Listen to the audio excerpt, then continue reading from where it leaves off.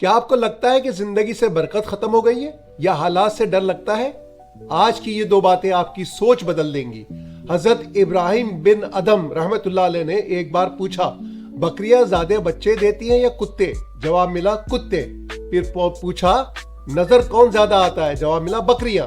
انہوں نے سمجھایا کہ بکریاں رات کو جلد سوتی ہیں اور فجر سے پہلے اٹھ جاتی ہیں، یہی نزول رحمت کا وقت ہے، اس لیے ان میں برکت ہے، جبکہ کتے رات بھر بھونکتے ہیں اور فجر کے وقت سو جاتے ہیں، اس لیے برکت سے محروم رہتے ہیں۔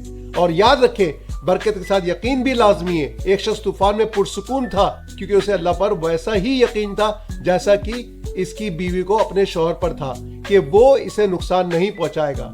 جب ہم فجر کے وقت اٹھتے ہیں اور اللہ کے فیصلوں پر مکمل یقین رکھتے ہیں تو زندگی کے بڑے سے بڑے طوفان بھی ہمارا کچھ نہیں بگاڑ سکتے۔ تو آج سے اپنی راتیں فضولیات میں گزارنے کے بجائے برکت سمیٹنے کی کوشش کریں۔